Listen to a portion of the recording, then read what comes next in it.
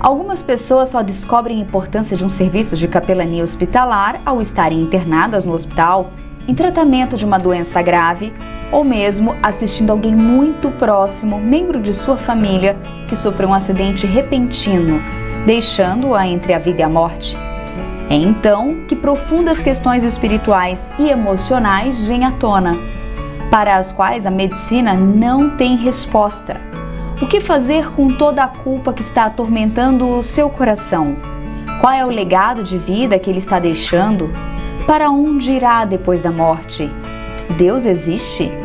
Ele pode falar com o enfermo em coma quando não tem como se expressar? Quem cuidará de sua família se ele ou ela não puder sair dali com vida, ou mesmo se sair com sequelas que a façam depender de outros o resto de seu viver? Como poderia se relacionar com um ser supremo e pessoal que realmente compreenda o seu sofrimento e dê ouvidos à dor da sua alma? Como um enfermo gostaria de ser abraçado e sustentado por um Deus amigo, que neste momento difícil o sustentasse em seus abraços e aquietasse o seu coração. Cuidando dele 24 horas por dia, esta preciosa equipe de saúde que, mesmo tendo se preparado academicamente com tanto empenho, não sabe como lhe oferecer um medicamento que aquiete a sua alma e ao mesmo tempo lhe traga a esperança tanto para lutar e viver como para morrer em paz. É então que o capelão aparece para alívio de todo o setor. Seus gestos mansos e carinhosos, a música suave que embala a mensagem bíblica que traz ânimo, como por milagre restaura todo o ambiente. A paz de Deus é experimentada por todos aqueles ambientes de dor. Ele não se esqueceu, mas se inclinou e ouviu o clamor do aflito. Respondeu às suas orações e se fez presente de maneira quase que palpável para acalentar suas almas. Isso é capelania hospitalar. Olá, minha gente querida, estamos agora no nosso programa Capelania, gente cuidando de gente. Nosso programa que acontece todas as sextas-feiras, às 2:30 da tarde, pela IPP TV. Sempre com um tema muito especial. E hoje estaremos conversando sobre a capelania nos Estados Unidos. Será que é igualzinho o que existe aqui no Brasil? Será que tem a mesma idade, tanto tempo que existe, que acontece lá, tem o mesmo propósito? Qual será a experiência de uma brasileira desenvolvendo um trabalho tão dignificante, que traz bem-estar, que promove a esperança, que renova as forças para lutar e vencer em meio ao sofrimento, em meio à adversidade? Hoje nós vamos estar conversando com uma pessoa muito querida e eu vou falar com ela já já e sobre ela também, e você vai conhecê-la. Antes eu quero só pontuar algumas coisas onde nós somos muito semelhantes. Primeira coisa, nós somos irmãs em Cristo, somos salvas pelo mesmo Senhor e dependemos dele o tempo todo. É ele quem dirige o nosso viver. Segundo, somos casadas com homens maravilhosos. Ela é casada com um brasileiro, eu sou casada com um americano que vive aqui no Brasil. Temos filhos queridíssimos, lindos. Terceiro, ela é brasileira e eu também. E somos capelãs hospitalares. Trabalhamos em áreas muito semelhantes e você vai ouvir muito sobre esse tipo de trabalho que existe também nos hospitais, principalmente ali da Flórida. E quinto lugar, nós duas estamos machucadas. Eu tenho um tumor, um câncer de coluna, estou enfrentando o término de um tratamento agora, na força do Senhor, com todo o apoio de milhares de pessoas queridas no mundo inteiro que têm orado por mim e têm me sustentado. E eu agradeço muito a você por essa bênção de estar comigo no meio das minhas lutas. E a Esther também está ferida fisicamente, porque ela levou um tombo chegando a um dos hospitais na outra semana e está em tratamento também. Então, até nisso, nós nos identificamos. Esther Nunes de Souza Lima, 61 anos, moradora da Flórida, em Orlando, Flórida. Oi, Esther, como é que você vai, minha amiga? Vou bem, Eleni. Que prazer poder estar juntos agora compartilhando o amor de Deus, não é verdade? É Muito bem. verdade, muito bom, muito bem-vinda, muito obrigada por ter Obrigada a aceito você. o nosso convite. E assim, mesmo que a gente não tenha se conhecido pessoalmente, se encontrado ainda presencialmente, nós parece que, para mim pelo menos, que a gente já se conhece há Amém. muitos anos, não é verdade? Verdade, É, exatamente. somos Sendo, amigas, sendo irmãs sim. em Cristo, nós nos somos conhecidas, né? É verdade, a mesma família. Deixa eu A ler um mesma família. pouquinho sobre o currículo da Esther. Ela é casada com Carlos Alberto de Lima, tem 3 filhos, Carla Cristina, Darlan Alberto, Larissa Cristine, e tem um genro, Matheus Zelada. Ela é formada desde 1982 como bacharel em Educação Religiosa pelo Instituto Batista de Educação Religiosa, o IBER, no Rio de Janeiro. Em 2000, fez uma especialização em professora universitária, 2002 em secretariado executivo, teve um chamado desde 1972 para o ministério e foi para os Estados Unidos em 2005. Então, ela estudou inglês em 2009, espanhol 2015, fez uma especialização em CPA, Clinical Pastoral Education. Em 2013, ela começou esse curso. E depois, em 2016, ela começou a trabalhar no Advent Health Hospital como capelã hospitalar. E ali ela fez especialização. E daí ela vai falar daqui a pouquinho, já, sobre os outros hospitais onde ela está trabalhando também e o que ela faz.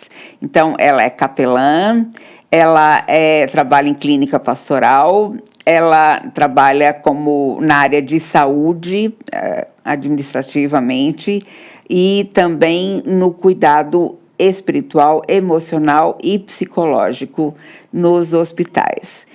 Conta pra gente, Esther, fala um pouquinho sobre esse teu currículo, conta um pouquinho da sua história, e você dá muita importância, assim como eu, à família.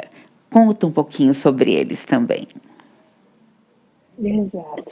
Só quando eu fui chamada, muito interessante, estava com os meus 14 anos e teve uma programação na igreja sobre missões. Eu fui chamada, na época solteira, claro, adolescente, mas a escola no Rio de Janeiro, que preparava as pessoas para essa área específica, era uma escola que você tinha que morar lá. E era muito cara. Então, isso estava fora da minha visão. Quer dizer, estava dentro do meu plano, mas fora da minha visão de possibilidade. E minha família, meus pais, meu pai é pastor, minha mãe sempre muito ativa na igreja. Eu tenho 3 irmãos, né? Eu sou a quarta, eu sou a primeira, tenho mais 3. E meus pais sempre disseram para mim: continue estudando, ainda vamos chegar lá. E esse ainda vamos chegar lá, continuei trabalhando na igreja. E sempre trabalhando muito na área da música, porque a igreja tinha muita carência de regente e de pianista. Então, minha mãe botou meu irmão e eu para estudar música. Eu me dediquei muito à parte de regência coral, de regência congregacional, e meu irmão, na área de piano, órgão, dava um show. Então, na igreja estava certo. Ele era o pianista e eu era a regente. Estava tudo muito certo, e a família juntos trabalhando. Mas uma coisa é certa. A minha mãe, muito sábia, disse para nós, olha, a igreja não tinha ninguém. A partir do momento que vocês começarem, vai surgir muitos outros. Mas não se esqueça que o trabalho é de Deus. Então, quem chegar faz a obra e você fica na retaguarda. E assim aconteceu, sabia? E graças a Deus, pelo conselho dela, nós não nos sentimos fora, nem tampouco sem nenhuma consideração. Pelo contrário, nós entendemos que o evangelho e o trabalho é de Deus, como ela tinha dito. Mas um pastor, quando eu já estava com 17 anos, João Falcão Sobrinho, já morreu. Ele chegou na igreja e viu eu daquela parte antes do sermão, que você tem o louvor, naquela época que eu estou falando, de 40 e poucos anos atrás. Naquela época, o meu irmão no piano e eu na regência. Quando terminou, ele disse assim, ele não sabia que eu era filha do pastor Eliseu, que tinha convidado ele para pregar lá. Então ele chegou para o meu pai e falou assim, pastor Eliseu, eu queria saber quem é essa moça que rege aí os hinos e os corinhos. E meu pai disse assim, é minha filha. E quem está no piano é o meu filho. E ele disse assim, mas que coisa extraordinária. O que essa moça vai fazer no futuro? E ele disse, conversa com ela. Ela tem um chamado. E ele veio conversar comigo. E quando ele veio conversar comigo, a primeira coisa que ele falou, você precisa ir para um lugar especial, estudar, se preparar, porque você já tem um chamado. E assim eu fiz. Eu fui e achava impossível, mas ele disse assim, você está terminando o 2º grau, quando você terminar, você se prepara para ir. Porque condição Deus vai dar. Não são todos que Deus chama que já estão preparados. Deus chama e capacita em todos os aspectos, inclusive o financeiro. E, irmã Eleni, assim foi. Com 17 anos eu estava registrada na faculdade, mas não pude entrar na faculdade, porque com 17 anos naquele tempo você não podia ingressar na faculdade. Só com 18 anos completos. Eu fiquei esperando quase um ano. Mas quando pôde entrar, já estava com tudo certo, já tinha feito todos os testes que fazia antes para entrar, para saber se você realmente era chamada, leitura de livro, Bíblia, resposta, pergunta, tudo aquilo que hoje não se faz mais isso, porque é um processo diferente, mas naquela época se fazia. Como era uma boa mensageira do rei, então, mensageira do rei uma vez, mensageira do rei sempre. E a mensageira do rei teve uma influência muito grande na minha vida espiritual, porque a gente estudava sobre as missões, sobre os livros missionários, sobre Paulo, e isso foi assim, algo assim, espontâneo na minha vida. Então eu fiquei 4 anos na universidade estudando, dedicando a minha vida inteiramente e no trabalho da igreja. E quando eu terminei, o meu pai disse assim, eu falei para o meu pai, eu terminei. Ele disse assim, você se enganou, você nem começou. Agora você vai começar a se registrar na escola da vida ministerial. Que beleza. Agora você vai passar pelos aspectos que você acha e considera capaz, porque já se formou, mas que você não imagina como é que é na vida real. Que pai sábio, hein? Esses conselhos foram bons. Esses conselhos foram... Você sabe o que é você estar formada, sentada no banco da igreja, como diretora de educação religiosa formada nisso, e a igreja elegeu uma outra pessoa para ser o diretor de educação religiosa? Nossa, que frustração, olha só. Foi tremendamente frustração. Aí foi quando meu pai disse, escuta, você não está para dirigir a parte religiosa, você está habilitada para capacitar a pessoa que entrou. Que visão, que bênção e que incentivo do paizão, que beleza. Incentivo. E ele disse, nem sempre você vai receber dinheiro por isso, você vai receber a graça de Deus. Que é suficiente, mais que suficiente. É suficiente. Eu nunca Gente, imaginei que eu ia ganhar a vida em termos financeiros nos Estados Unidos, que é uma história muito longa que aqui nós vamos cortar pelo meio já, terço. já, já, já. Quero ouvi-la contar sobre isso. Gente, vocês podem se comunicar conosco através do nosso chat. Então, entre aí, participe, fale de onde você é, da onde você está assistindo. Fale, converse, pergunte, porque nós teremos muito prazer em estar falando com você também. Então, entre no nosso chat, convide outras pessoas também para estarem entrando e conversando aqui conosco. Estamos conversando, então, com a Esther. A Esther é nossa irmã em Cristo e ela é capelã hospitalar lá nos Estados Unidos, na Flórida. E hoje está sendo um programa assim, à distância, não tinha como. Gostaria muito de estar fazendo o programa com ela aqui bem pertinho, mas nós temos essa comunicação já, essa amizade há bastante tempo, mais de um ano mais ou menos, e temos trocado figurinhas e crescido juntas também para o Ministério de Capelania. E uma frase que o pai da Esther falou, quando ela estava ainda se preparando para tudo que o Senhor colocaria à sua frente, foi: você está começando agora, se preparando para a vida, e a vida vai ensinar muita coisa a você. E como nós aprendemos no dia a dia sobre a graça do Senhor, sobre esse Senhor que nos sustenta, que nos segura pela nossa mão direita e nos desafia, dizendo: não tenha medo, que eu te ajudo. Foi isso que o Senhor fez na minha vida, tem feito a cada dia e está fazendo também na vida da Esther. Esther, conta para mim como é que você foi parar, então, nos Estados Unidos, porque é o sonho de muita gente morar nos Estados Unidos. Agora, morar, não só para estar ali apreciando enquanto os filhos estudam, passando algum tempo, mas para trabalhar ao mesmo tempo. Nossa, melhor coisa. Conta pra gente sobre essa sua experiência de mudança para os Estados Unidos. Meus queridos, foi mudança mesmo, mudança radical, mente, alma e espírito.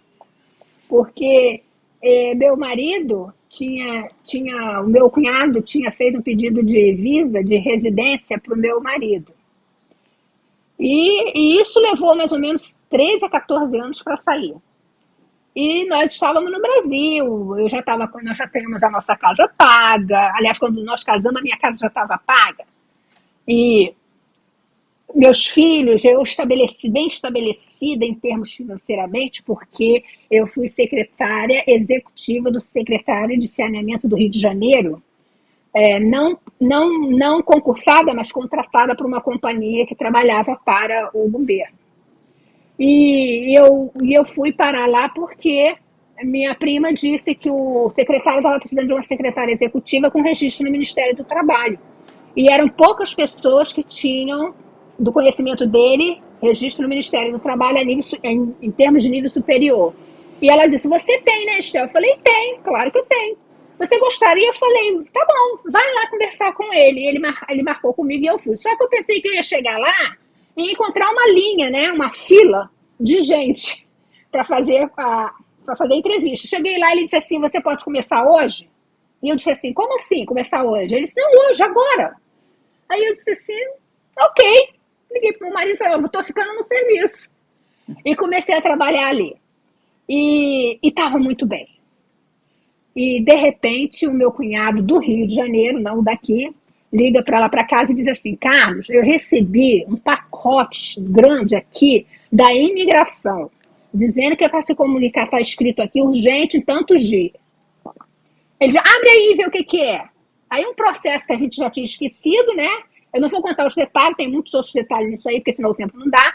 Mas aí o Carlos abriu o pacote e começou o processo. Você tinha 6 meses para fazer todo aquele processo e sair do país, se você ganhasse a residência. E nós começamos o processo, mas eu dizia assim: bom, Eu não vou. Você vai, acerta tudo e depois eu vou, se nós ganharmos o visto. E conversando com a minha mãe, quando ganhamos, já estava certo que alguém ia, né, primeiro. A minha mãe disse assim, eu disse assim, mãe, eu não vou agora não, ele vai na frente e faz tudo, depois que tiver tudo certo eu vou. Eu não tenho necessidade de ir agora. Aí minha mãe disse assim, minha filha, o suporte que seu marido precisa não é de você ficar e ele ir, é de você ir junto. Você precisa entender que a família é um ministério junto. Então é isso que você precisa fazer. Você precisa estar junto. Esse é o suporte que ele precisa. Mas, mãe, como é que eu vou fazer com a casa, com a igreja, com o meu serviço? Depois, se não der certo lá, eu tenho que voltar. Eu falei, minha filha, você não tem que ir se der certo. Você vai. Quem conduz a nossa vida é Deus. Mas, mãe, sozinha, num lugar que eu não conheço ninguém, não sei de ninguém, ela disse assim, minha filha, você é uma mulher de Deus, é crente. Aonde você encontrar uma igreja, minha filha, você encontrou sua família. E eu parti daquele princípio, falei, então vamos. Comecei a arrumar tudo, bagunçar a vida, né? Tem que bagunçar a vida toda. E com isso nós viemos. Chegamos aqui, aí tu me pergunta, falava inglês? Nem o A. Falava espanhol? Nem o A. E todo mundo vinha falar comigo. E eu fiquei relutando, e no meu coração eu tinha duas opções. Ou eu estudava a língua, ou voltava para o Brasil. Ficamos sem vender a nossa casa por um bom tempo, porque a minha esperança era que eu ia voltar. Mas eu procurei saber o que eu precisava fazer na minha carreira. E qual foi a resposta? Impossível. Você não fala a língua, e mesmo que falasse é com acento, não fala espanhol, que aqui a segunda língua é espanhol, precisa-se muito. E por que o americano vai deixar de dar o emprego para um capelão que está formado, falando inglês fluente aqui, que ainda, e não tem vaga para ele, para dar para uma estrangeira que não fala nem a língua direito? E eu disse para a pessoa assim, obrigada, tá certo, entendi, tá bom. Falei com mais um monte, só para ter uma ideia, mais de 15, 20 eu falei. E foi a mesma resposta. E os hospitais aqui é Advent Health e Orlando Health. São os hospitais grandes de nome aqui nos Estados Unidos, na área da Flórida especialmente. Então, minha filha, se você não tiver um padrinho muito forte, você não entra, não. E, olha, eu vou te dizer que eu quase desanimei. Quase desanimei. Mas uma professora, tive uns que me desanimou, mas teve uma, que era a conselheira do college, e ela me chamou no final do curso. Estudei inglês 4 anos. 4 anos estudando inglês.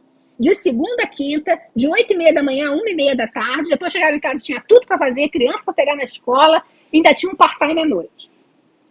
E estudava até 3h30 da manhã. 7 horas estava em pé. Então eu decidi que eu ia parar com o serviço. Meu marido disse, você está ficando maluca? 60% do nosso income vem do teu serviço. Falei, olha, nunca morei debaixo da ponte, nunca passei fome. E não vai ser agora que Deus vai deixar acontecer isso comigo. Se eu perder a casa, ele vai arrumar um outro lugar para nós. Mas se eu tiver sem comida, ele também vai arrumar um lugar para a gente comer. Mas eu tenho certeza que Deus vai estar comigo e está comigo. E assim eu fui e fiz. Não estou aqui aconselhando ninguém a desobedecer marido, tá? Eu estou aqui colocando a condição quando você tem certeza que Deus está no controle da sua vida. Uhum. E não foi fácil não, resumindo, não foi fácil não. Todo mundo veio para os Estados Unidos para ter uma vida melhor. Uhum. E eu não estava nessa vida melhor, estava numa vida pior. Porque você foi ousada, não? Nossa, exatamente. Que desafio enorme. Eu disse que, meu marido perguntou se eu estava maluca, eu disse assim, ó, tem determinadas coisas na vida que se você quiser fazer, primeiro você tem que ficar maluca. Porque senão você não faz. Falei para ele. E aí continuei. Resultado, só para encurtar a história, no final de 4 anos terminei em inglês. Fui fazer um voluntário na pastoral, orientada pela professora do college. Encontrei lá em 2 semanas como é que eu tinha que fazer para eu me matricular na residência. Na especialização, que só podia entrar para ser capelão, além do bacharel, das especializações, da experiência, ainda tinha que ter esses 2 anos de clínica médica dentro do hospital.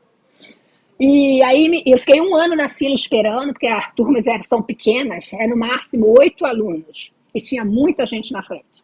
E aí eu consegui matricular, querendo vocês aceitar ou não, ou crer ou não, disse a supervisora que eu fui a melhor estudante que ela já tinha tido.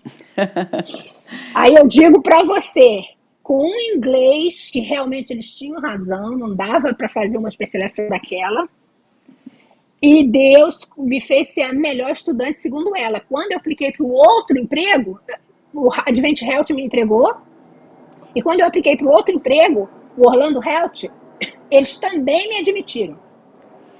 E me admitiram de uma forma singular, porque eram 5 homens e eu sozinha de mulher, estrangeira só eu também. E aí cada um tinha que desenvolver um estudo de caso que colocaram na mesa para a gente resolver como capelão no hospital de plantão. Todos falaram bonito, magnificamente, usando o nome de autores que eu nunca ouvi. Mas quando chegou a minha vez, eu disse assim, não sei nem o que eu estou fazendo aqui, Senhor, mas eu disse, olha, eu estou aqui agradecida por conhecer vocês e tanto que eu já aprendi nessa entrevista. Mas o que eu vou fazer é contar a minha experiência. Tem mais ou menos relação com isso. Quando eu terminei, a supervisora geral disse assim, Capelã Esther, é exatamente o que nós estamos buscando, capelã, a sua experiência. Que Falei, coisa! Nossa, concorri com gente com doutorado, com pós-doutorado em Harvard. E eu aqui, brasileira, com inglês pesado, espanhol pesado, tudo pesado. Quando ela me contratou, foi um processo de 3 meses. O quinto processo já era para empregar. Quando ela me empregou, eu disse assim para ela, o que levou vocês a me empregarem? Primeiro, nós ligamos para a sua supervisora da residência, e quando eu falei que eu tinha uma pessoa de nome Esté, ela perguntou se Esté brasileira de cabelo branco. Olha, foi a melhor aluna que eu já tive até agora, em todo o meu processo. Que e maravilha! se vocês não empregarem ela, vocês perderam. E aí, ela já é nossa funcionária. E a outra coisa foi que no grupo você era a única que falava outra língua. Ah, que bênção, que bênção. E imediatamente eles me contrataram e me chamaram para fazer o curso de trilingue. E para ser reconhecida no hospital como trilingue, e eu fiquei assustada. E creiam vocês ou não, Deus sabe o que faz, eu não sei, passei nos 3. Isso é o trilingue. Eu sou muito feliz porque Deus colocou o ministério que eu estudei 40 anos atrás, quer dizer, antes, há 30 anos atrás, ele me colocou aqui nos Estados Unidos, falando 3 línguas, que era a minha dificuldade, agora é o meu desafio, a minha diferença entre os outros, e de uma forma assim que ninguém entendeu. Aquelas pessoas que falaram para mim que era impossível, Esther. Eu fui lá, coloquei o meu crachá para eles. Foi possível para o Senhor. Que beleza. Senhor, que beleza. Exatamente. Eu não tomei lugar de ninguém. Eu tomei o lugar que era meu. Era seu. Deus me deu o meu. Bom. Que beleza. Esse é o importante. Então eu vim parar aqui numa situação, como você disse, que todo mundo quer, e eu não queria. Mas quando eu me vi aqui, eu disse assim, Deus tem um objetivo para mim. Quando eu respondi ao consulado lá, ele perguntou, o que você vai fazer lá? Você aqui tem tua vida organizada, você não fala inglês, o que você vai fazer lá? Eu disse assim, o mesmo que eu faço aqui. Assim como eu abençoei o meu país, eu vou abençoar lá também. E vai ser o meu país também. Não vai ser o país dos outros, não. É o meu país. Porque a língua que fala lá é inglês e é a língua que eu também vou falar. Que coisa boa. Então, eu acho que nós temos que estar disponíveis para Deus. Sim, preparadas para cumprir aquilo que Ele tem para nós fazermos, né? Eu me lembro que quando eu comecei como capelã, em 1982, como capelã do Hospital das Clínicas de São Paulo, eu não sabia nem por onde começar. Eu estava começando também a teologia. Eu entrei como assistente de capelania, fui sendo preparada, mas como a gente se sente pequenininha, como a gente se sente frágil, totalmente dependente do Senhor. E quantas vezes eu orei nesse sentido, Senhor, por favor, me ensina, me usa, me mostra por onde começar. E quando os pacientes contavam casos complexos, difíceis, a história de vida deles que os levara àquele hospital, eu falava: Deus, eu nunca passei por uma situação difícil como esta. Será que eu também terei que enfrentar o sofrimento para que eu possa aprender e então ser uma capelã de maneira mais eficaz nas tuas mãos? Mas é o Senhor quem nos ensina através da palavra.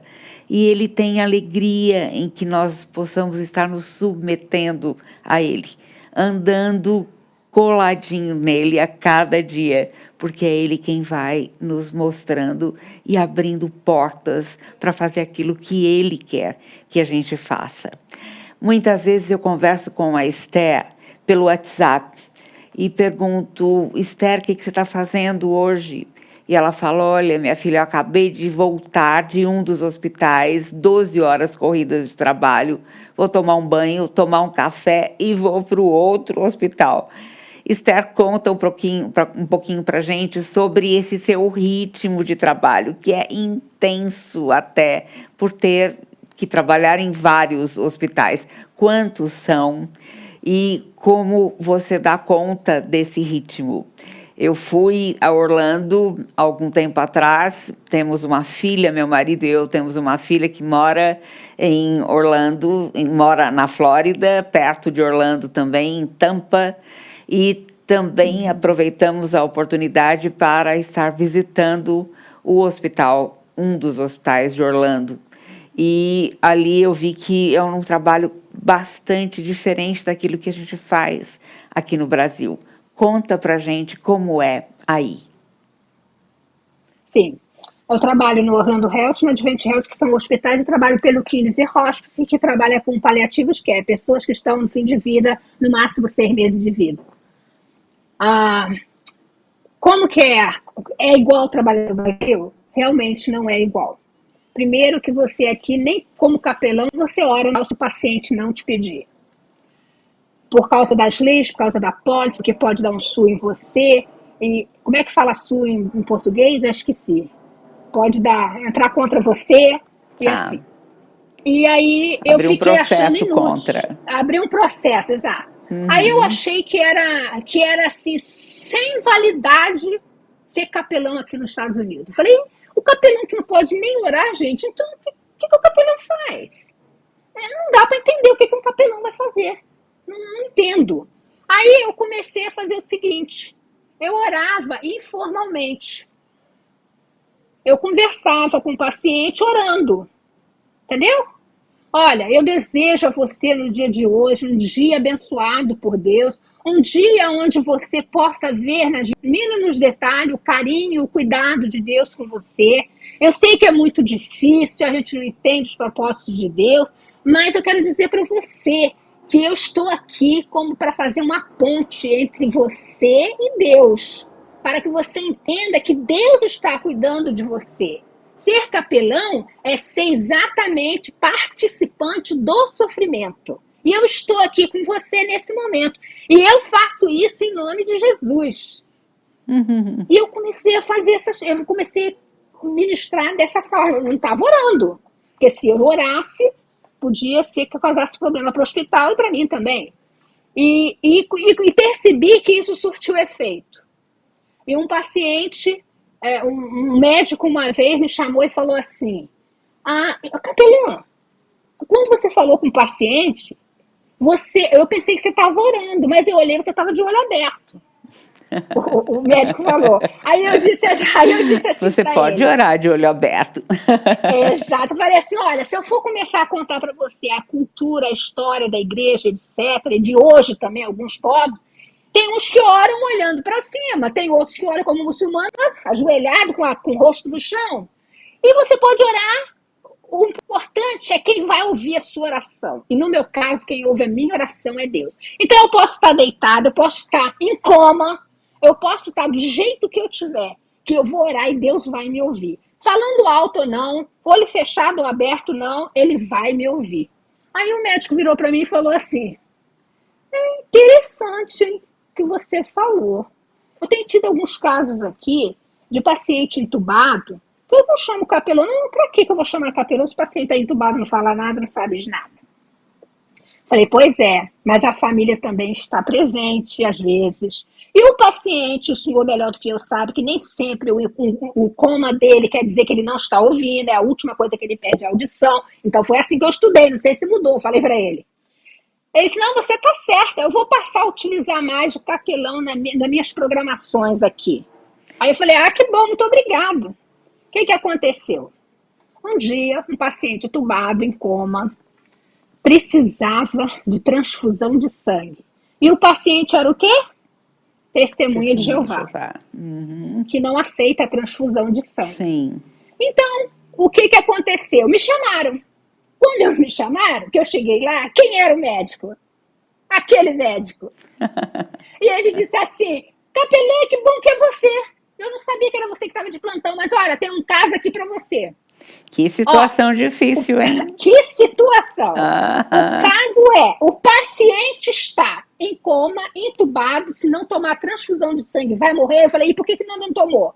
É porque é com você agora. A família toda é testemunha de Jeová e não permite dar transfusão para o paciente. A primeira coisa que tem que fazer é isso. Se não fizer isso, ele tá morrendo e vai morrer. E eu falei, mas por que o senhor me chamou então? Porque isso é com você. Ô Eleni, eu agarrei a palavra do médico. Aquilo é com você. E eu me senti já. tão autoritária em nome de Jesus que eu falei assim, uma coisa que eu quero abrir parênteses aqui. Não vá em nome da sua capacidade, do seu estudo, da sua competência, que isso tudo tá certo tem que ter. Mas vá em nome de Jesus, da graça de Jesus. E quando o médico falou para mim, isso é com você, capelã. Eu falei, ele tá certo, é não podia mesmo. Fugir, que dá vontade. Eu falei, não, ele tá certo. Exatamente, foi do que você me chamou. Aí ele, isso é com você, capelã. E eu disse assim, nesse período daqui, da estação da enfermeira que eu falei com ele, até chegar no quarto aqui, é bem pertinho. Mas eu fui orando, falei, Senhor, o que eu vou fazer lá dentro? Me ajude. Quando eu cheguei lá, Deus me deu a palavra. Deus disse assim para mim, olha, a prioridade no hospital é do paciente. Depois, a família. E aqui é exatamente prioridade ao paciente. Então, eu entrei, me introduzi para a família, falei que respeitava a fé deles, mas que, como capelão no hospital, eu tinha que dar preferência para a resposta do paciente até o último momento. E até o último momento que ele puder me responder, o hospital precisa ouvi-lo. E eu estou aqui para fazer uma simples pergunta ao nosso paciente. Porque, embora ele esteja em coma, ele está nos ouvindo. Porque a última coisa que perde é a audição. E eu vou perguntar a ele, informando isso para a família. E o médico da porta, que eu nem sabia que ele estava na porta ouvindo. E eu disse para a família, olha, eu vou fazer uma pergunta bem simples para ele. Eu vou dizer a condição que ele está e o que precisa ser feito. Mas respeitando a crença da família e do paciente, ele tem a oportunidade de decidir pela última vez o que ele quer. Você precisa de transfusão de sangue, senão não tem continuação no processo do tratamento e você vai morrer. Então, você vai segurar na mão esquerda e balancear a mão da enfermeira. Aqui a mão direita é a mão minha, de capelão. Eu vou te perguntar se você quer receber a transfusão ou não. Você quer receber a transfusão, é a mão direita, eu estou aqui. Você que não quer receber, é a enfermeira. Se você puder balançar, você balança. Ele não responde, né? Está em coma. Mas eu fiz a pergunta. Aí a família disse assim, ele não fala inglês, ele só fala espanhol. Falei, não tem problema, nós vamos falar também espanhol. Vou falar inglês para a família e para os staff entender. E vou falar espanhol especialmente para o nosso paciente. E falei assim, fiz assim. Na segunda vez eu falei, para confirmar, você entendeu que você precisa de transfusão de sangue e que se não houver transfusão de sangue, não tem continuação do processo do tratamento e você morrer. E ele balançou a minha mão direita 2 vezes. Balançou. Falei, sendo assim, querido, falei o nome do paciente. Você vai receber a transfusão de sangue, que é vida. E a família entende também que quer você vivo. E vivo tem que ter sangue. Sangue é vida. Muito obrigada. Estou aqui para qualquer um de vocês a qualquer hora. E saí. O paciente recebeu a transfusão de sangue. Passou-se 3 meses, ele voltou no hospital para falar com a capelã, que ele não sabia quem era. Mas contou o caso e um dos staff estava lá e falou assim: capelã, eu lembro desse caso, papapá. Eu não estava de plantão nesse dia. Mas ele foi lá para dizer que a partir daquele momento ele entendeu a importância da vida. E que a partir daquele momento ele deixou de ser testemunha de Jeová, porque ele entendeu o que é ter saúde. E isso quem me contou foi do staff depois, que eu não vi mais. Então eu quero dizer para você o seguinte: não está escrito em livro nenhum isso. Eu ainda não escrevi. Quando eu escrever vai estar escrito. Mas um detalhe importante é a tua experiência com Deus. A experiência com Deus, ela é singular. Nós temos exemplos na Bíblia de Jesus curando, de Jesus expulsando demônios, de Jesus fazendo maravilhas, mas sempre em nome de Jesus. Quando nós trabalhamos a nossa vida em nome de Jesus, um capelão no hospital aqui que não pode orar, um capelão no hospital aqui que não pode falar de religião, eu acho que eu estava fora do lugar. Mas não, nós temos que utilizar o que nos é oferecido a favor de fazer o melhor em prol do nome de Deus. Porque muitas das vezes você não vai precisar o seu doutorado, você não vai precisar do seu pós-doutorado, do seu mestrado, do seu bacharel. Muitas das vezes você vai precisar da sua comunhão com Deus.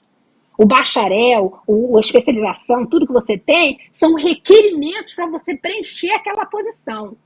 Mas a comunhão com Deus, o que você sabe que Deus faz e pode fazer, essa sim é que vai fazer toda a diferença no seu currículo. Porque um capelão, ele tem que estar preparado para sofrer junto. E sofrer, sendo um guia, mas sofrendo junto. Esse é o papel do capelão. Amém. E uma coisa importante que você chamou a atenção, Esther, é que o paciente continua ouvindo. Ninguém consegue atestar em qual grau do coma a pessoa deixa de ouvir. Então, quantas vezes, quando o paciente, nós achamos que ele está totalmente à parte, nós falamos com os outros familiares e amigos que estão ao redor do leito coisas que não deveriam ser faladas. E o paciente está ouvindo, ele está assimilando tudo aquilo. Como este paciente, nesse caso, pôde lhe dar um retorno e foi alguma coisa visível também para a equipe de saúde que deu a ele segurança para darem continuidade no procedimento. Nós temos que pensar nisso. O último sentido a ser perdido é a audição. Então, aqui no Brasil, nós temos, graças a Deus, por enquanto, toda a liberdade para falar no nome de Jesus, falar sobre a pessoa de Jesus, ler a Bíblia com o paciente, seja ele de qual credo for, se ele aceitar, você pode fazer isso. E você pode orar, mesmo que seja baixinho, no ouvido desse paciente que está em coma, está entubado, está não contactuante, mas ele vai estar depois, se Deus quiser, que ele possa estar voltando a si e possa estar conversando novamente, ele vai estar contando sobre a importância do atendimento do capelão, da capelania, mostrando a ele sobre o cuidado de Deus. E a palavra de Deus é viva, é eficaz, é suficiente e ela sempre vai agir de maneira além daquela que nós podemos imaginar. O Senhor é soberano, Ele sempre fala através da sua palavra e através de táticas, através de novas técnicas que Ele nos dá para usar nesses momentos especiais, quando nós nem sabemos por onde começar. Esther, conta um pouquinho mais sobre o caso daquele piloto que você pôde atender também no hospital. Sim. Exato. Quero contar para vocês sobre O capelão, ele atua emocionalmente, psicologicamente, espiritualmente. E muitas pessoas estão doentes do corpo por causa das doenças psicossomáticas. E as doenças psicossomáticas são doenças afetivas, da alma, do espírito. E isso faz toda a diferença quando um capelão consegue entender esse tipo de doença para poder dar o suporte necessário à pessoa. Então, eu fui chamada para atender um caso de um paciente que estava lá no ICU e não falava nada. Bom, chamar eu para ajudar um paciente que não fala nada, realmente tem que ser só pelo Espírito Santo, porque como é que você vai adivinhar? Não tem como. E eu disse, por que ele veio parar aqui? Ele veio parar aqui porque ele estava com a pressão muito alta e um vizinho, por causa do filho de 10 anos, mandou chamar, porque o filho viu que o pai não estava bem, chamou o vizinho chamou o 911 e eles vieram trouxe ele. Ele já está aqui há 1 dia e meio. E o médico falando para mim. E eu chamei um psicólogo, um capelão, um social worker, e agora eu estou chamando a senhora de novo. De novo quer dizer, o capelão. No meu caso, era a primeira vez. Eu quero que a senhora faça um repórter após a visita detalhado. Porque tem aquele repórter que você marca a cruzinha e tem também a parte que você descrever. No caso, ele queria que descrevesse a situação. Então, tá bom. Cheguei lá, eu me introduzi, ele estava sentado com as pernas assim, o braço assim, parecia que estava acuado. E eu me introduzi, falei, boa noite, já estava de noitinha, eu sou a capelã do hospital, não sei se você sabe o que nós fazemos, mas eu faço parte do time e eu estou aqui para te ouvir. E quando eu falei te ouvir, ele disse assim, como você disse que veio aqui para me ouvir? Aí eu falei assim, eu vim aqui para te ouvir. Ele virou para mim e falou assim, você tem tempo? Falei, tenho todo o tempo, meu plantão acabou de começar, 24 horas. Ele disse assim, então tá, eu preciso falar. Então tá, eu estou aqui para te ouvir. E ele começou a relatar, Eleni, mas era muita tristeza naquele coração, era muita mágoa, era muita angústia. E eu vou te dizer, com razão, não era sem razão não. O caso dele era assim, de parar e chorar. Então o que ele me contou? Um piloto, já há 15 anos de profissão, nunca pegou a licença médica, nunca teve licença médica, nunca foi parar em psiquiatra, nunca foi parar em psicólogo, nunca foi parar em qualquer causa por causa da saúde. Ele, naquele momento, ele estava debaixo do psicólogo, do psiquiatra, do capelão, do hospital, do assistente social, de todo mundo, sem poder trabalhar, porque a companhia botou ele para tratamento sério para não poder pilotar. Claro, e está certo. Um homem bonito, quase 45 anos, bonito, você via que ele estava todo acabrunhado dentro do quarto, mas você via que era um homem bonito.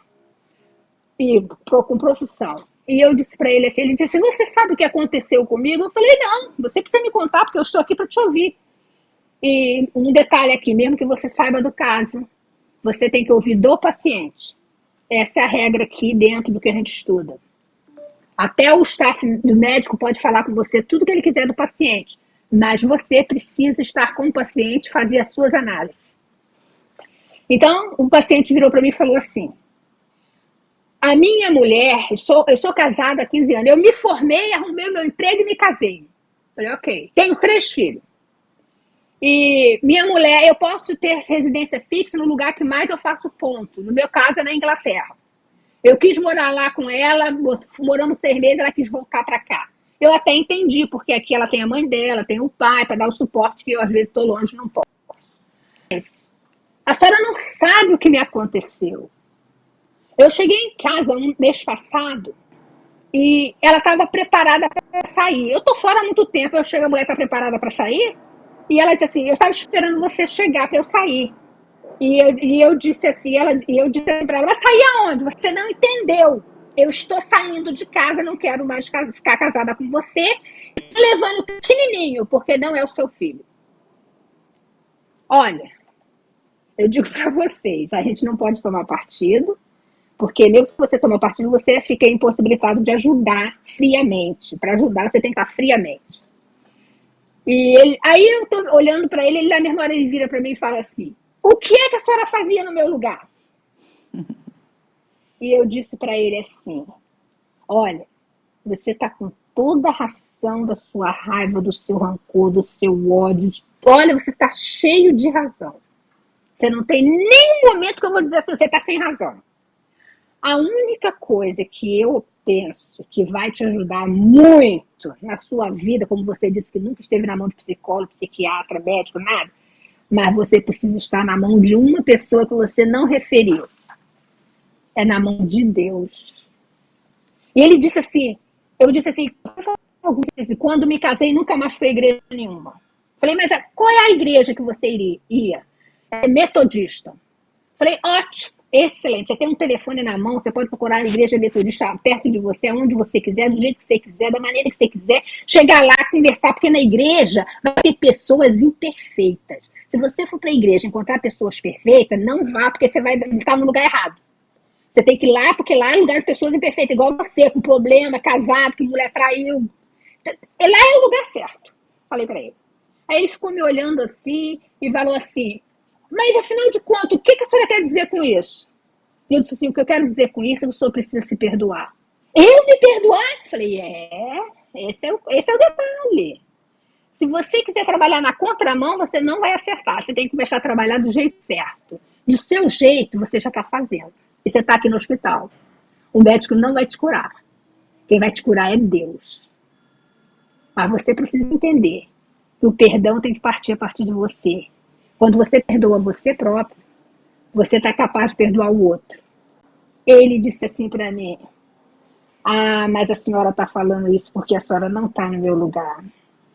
Aí eu disse assim para ele, realmente o seu lugar é bem difícil.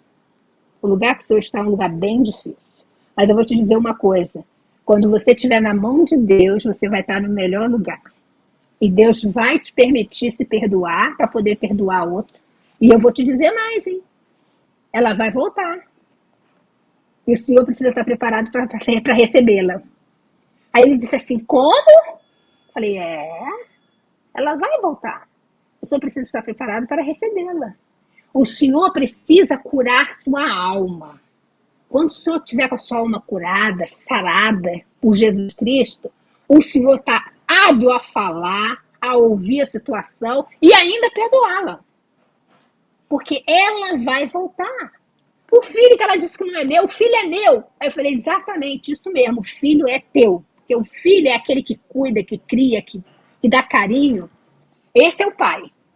Aí ele disse assim, e a senhora acha que eu tenho que então, eu ir para a igreja? Eu falei, não, eu não acho que o senhor tem que ir para a igreja. Eu digo para o senhor que este é o melhor lugar que o senhor precisa estar. Na igreja, lugar de pessoas imperfeitas, mas que tem um Deus perfeito, que cura e sara as nossas feridas. E o senhor vai procurar o pastor e vai dizer para ele. O pastor vai orar com o senhor. Diz que foi a capelã do hospital que indicou, que falou, que pediu. A outra coisa que o senhor precisa fazer é olhar para o senhor. O senhor merece estar sofrendo por uma pessoa que não te respeita? O senhor merece estar aqui numa situação de remédio que não vai te curar, mas que vai dar um paliativo, se o que o teu problema é você que tem que conduzir, você que tem que dirigir isso? Ele virou para mim e falou assim, a senhora tem razão. Eu falei, o senhor gosta de ler? Ele falou, o último livro que eu li foi sobre a minha área, nunca mais leio nada. Então, o senhor precisa ler a Bíblia, o senhor precisa ler outros livros. E ele escreveu para o senhor. O médico prescreve remédio, o capelão prescreve livro, Bíblia e outros livros paralelos. E eu prescrevi para ele alguns livros. E ele disse, pode prescrever todos, porque eu posso comprar todos. Eu falei, tá ótimo. Prescrevi mais do que estava previsto. E aí, quando estava já no finalzinho, eu falei assim, eu posso cantar uma canção com o senhor?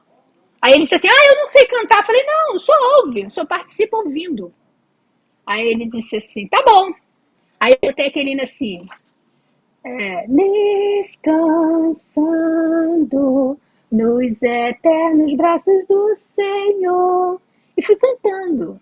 Eu continuei cantando. E fui cantando. Cantei o hino todo. No final ele disse assim para mim: eu estou precisando desse descanso. Tem um mês que eu não sei o que é isso. Que coisa. E eu disse para ele: exatamente, esse descanso só vai encontrar em Deus. E a igreja é o lugar melhor para se encontrar Deus. Olha então, só. ele foi refeito, mas ele voltou lá. Aham. E eu também não estava no meu plantão. E a médica, a outra médica disse para mim assim: a senhora atendeu um paciente assim, assim. Eu falei: atendi, olha, depois que a senhora saiu de lá, ele pediu para tomar banho, fazer a barba e disse que ia fazer tudo que a senhora mandou.